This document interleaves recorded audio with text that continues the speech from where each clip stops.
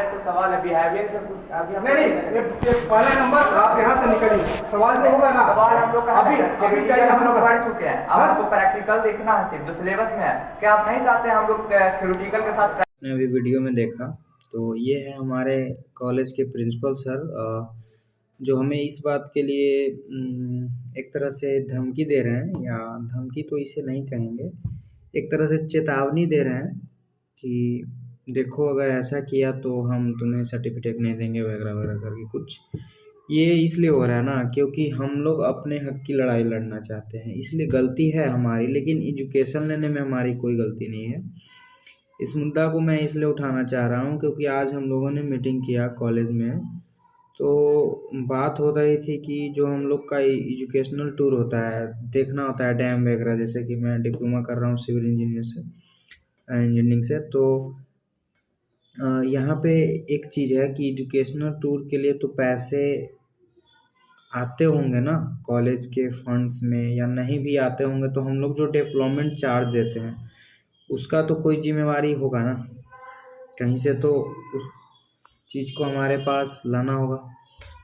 तो ये लेकर सवाल था, तो हर बार उनके मुख से एक ही चीज़ मैंने सुना कि तुम लोग अनडिसिप्लिन हो।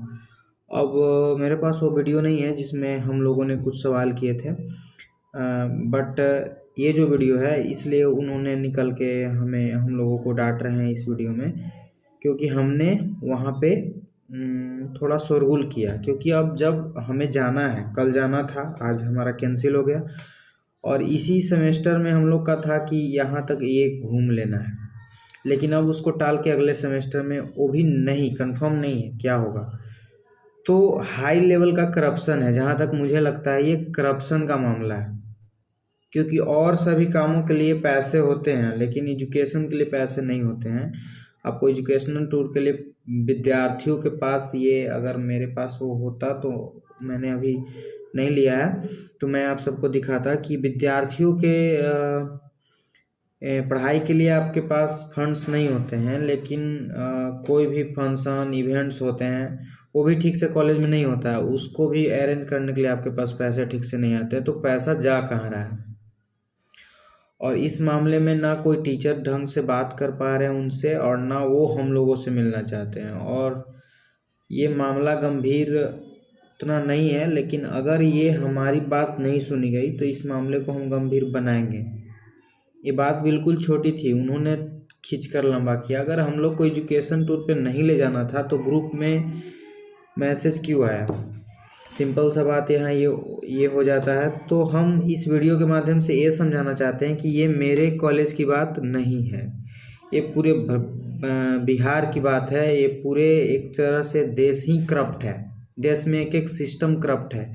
करप्ट होने का कारण है बेहोश जनता। ये जनता हमारी इतनी ज़्यादा बेहोश होती है ना कि इन्हें लगता है कि भविष्य में कुछ ठीक होगा, ऐसा कभी नहीं होता। आप आज अगर आपका शोषण हो रहा है ना, तो आगे जाके भी शोषण ही होगा। आज आप किसी तरह कॉलेज के डर के मारे, भविष्य के डर के मारे, जो कि आपको पता भी नहीं है आगे क्या होने वाला है। आप तो पंडित, ब्राह्मण, एस्ट्रोलॉजर, वो लोग भी ढोंगी होता है, उसको भी पता कुछ नहीं होता है। तो आपको पता ही नहीं है कि मेरा भविष्य क्या होने वाला है, तो वो सामने वाला व्यक्ति आपका भविष्य नहीं तय कर सकता है। तो उन्होंने एक धमकी दी कि तुम लोग को सर्टिफिकेट आओगे लेने तो वहाँ पे दिक्कत होगी।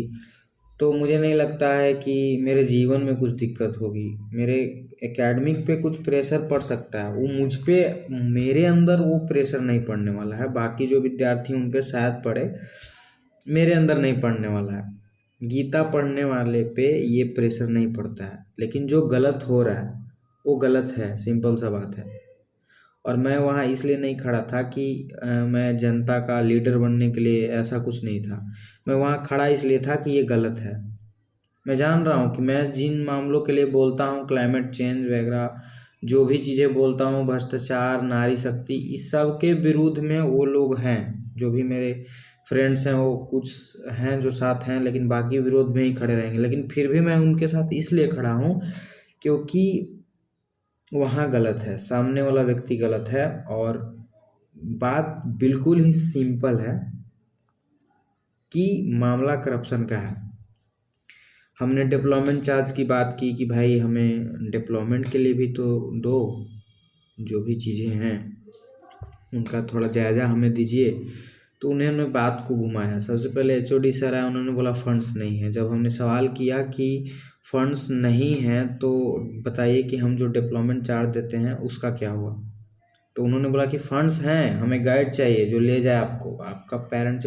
भाई मैं यहाँ से रूम से निकल के कॉलेज जा रहा हूँ, बीच में मुझे कुछ हो जाएगा, इसके लिए प्रिंसिपल थोड़े जिम्मेवार है।